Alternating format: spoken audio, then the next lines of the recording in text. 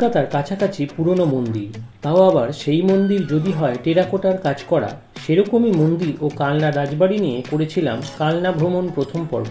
আজকের পর্বে থাকছে কালনার আরও একটি বিখ্যাত জায়গা, যার নাম 108 শিব মন্দির। হ্যাঁ, ঠিকই শুনেছ, একটি কিংবা দুটি মন্দির নিয়ে নয়, পুরো 108টি শিব মন্দির নিয়েই তৈরি হয়েছে এই মন্দির। কিন্তু তার আগে আমরা আরও একটি টেরাকোটার কাজ করা মন্দির ঘুরে নেব। জেনে নেব প্রথমে এই মন্দিরের ইতিহাস। এখন আমরা যে মন্দিরে রয়েছি তার নাম কৃষ্ণচন্দ্র মন্দির। প্রাঙ্গণের মধ্যে রয়েছে মূল মন্দির। মূল মন্দিরটির পিছনে একটি শিব মন্দির ও ডান দিক ও বাঁ দিকে রয়েছে রাম মন্দির ও বিষ্ণু মন্দির। মন্দিরটির সামনে রয়েছে একটি বিশালাকার বটবৃক্ষ। সেই বটবৃক্ষ যেন প্রাচীনত্বের সাক্ষী স্বরূপ রয়ে গিয়েছে এখানে। অনেকে মনস্কামনার কথাও জানিয়েছেন। বটবৃক্ষের পাশেই রয়েছে একটি কুয়ো, যা আজ অপ্রয়োজনীয়। মূল মন্দিরটির উচ্চতা 65 ফুট। এটিও একটি 25 চূড়া বিশিষ্ট মন্দির।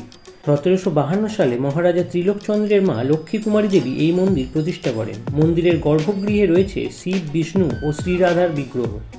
মন্দিরটির দেয়ালে টেরাকোটার নিখুঁত ফুলকারি কাজ বিদ্যমান। টেরাকোটার কাজগুলিতে খুব নিপুণ হাতে ও দক্ষতার সাথে ফুটিয়ে তোলা হয়েছে বকাসুর বধ, অশ্বমেধ যজ্ঞ, নৌকাবিলাস ও বিভিন্ন দেবদেবীর মূর্তি। মন্দিরের বিগ্রহকে প্রতিদিন মাখন ও মিছরি দিয়ে ভোগ নিবেদন করা হয়।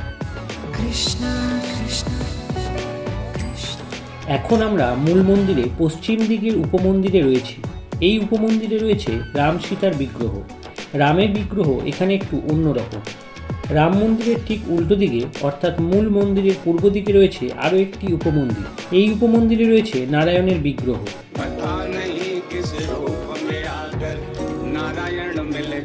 মূল মন্দির প্রাঙ্গণ থেকে এবার একটু পিছনের দিকে বিজয় বৈদ্যনাথ শিব মন্দির দেখার পালা।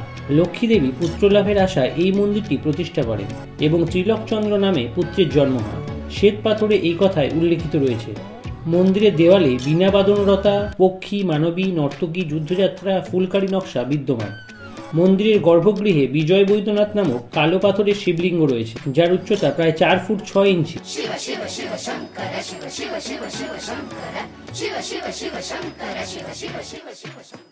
সারা পৃথিবীর মধ্যে বর্ধমান জেলায় একমাত্র যেখানে দুটি 108 শিব মন্দির রয়েছে। তাদের মধ্যে একটি বর্ধমানের নবাবহাটে ও অপরটি রয়েছে কালনা।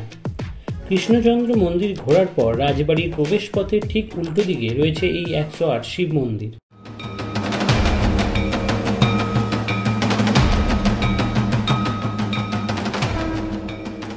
1809 খ্রিস্টাব্দে মহারাজ তেজচন্দ্র বাহাদুর এই মন্দিরগুলি তৈরি করেন। মন্দিরটি দুটি বৃত্তাকার সারিতে বিন্যস্ত। বাইরের বৃত্তে রয়েছে 74টি মন্দির ও ভিতরের বৃত্তে রয়েছে 34টি মন্দির। জপের মালার প্রতীক হিসেবে মন্দিরটির নকশা তৈরি করেছিলেন স্বয়ং মহারাজ। এখানকার প্রত্যেকটি মন্দিরের দেয়ালে রয়েছে রামায়ণ, মহাভারতের বিভিন্ন পর্বের বর্ণনা। শিকারের বহু দৃশ্য অসাধারণ দক্ষতায় টেরাকোটার ফলকে চিত্রিত হয়েছে। 108টি মন্দিরের প্রত্যেকটিতে একটি করে শিবলিঙ্গ রয়েছে। ভিতরের 34টি মন্দিরের প্রত্যেকটি শিবলিঙ্গ সাদা বর্ণের ও বাইরের বৃত্তের অর্ধেক শিবলিঙ্গ কালো ও অর্ধেক সাদা। মন্দির খোলা থাকে সকাল 6টা থেকে দুপুর 12টা পর্যন্ত ও বিকেলে 4টে থেকে রাত 8টা পর্যন্ত। শিবরাত্রি ও শ্রাবণ মাস উপলক্ষে ভক্তদের জন্য বিশেষ আয়োজন করা হয়। মন্দিরটির একেবারে মাঝখানে একটি বাঁধানো কুয়ো আছে, যা মন্দিরে জলের চাহিদা মেটায়। মন্দিরগুলির গা থেকে খসে পড়েছে ইটের টুকরো। নোনা ধরার ফলে মন্দিরের দেয়ালের নকশা হারিয়ে গেছে। মন্দিরের কাঠের দরজাগুলিও বেশিরভাগই ভগ্নপ্রায়।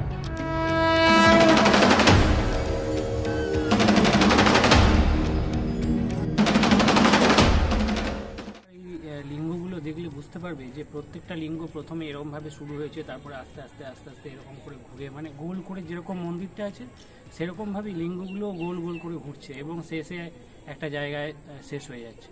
তো এটা এখানকার বিশেষত্ব। আর মন্দিরগুলো খুব সুন্দর, মানে বর্ধমানের যে মন্দির তার স্ট্রাকচার একরকমের আর এখানের স্ট্রাকচার আরেক রকমের।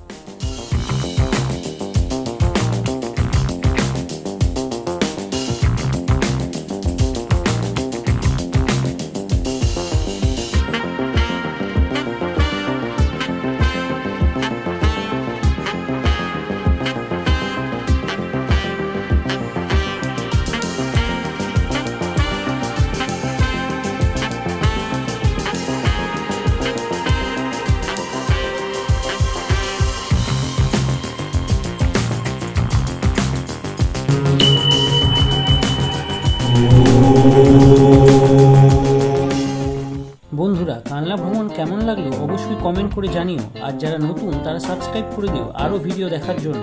সবাই ভালো থেকো, আবারও দেখা হচ্ছে নতুন একটি ব্লগ নিয়ে। ততক্ষণের জন্য বাই বাই।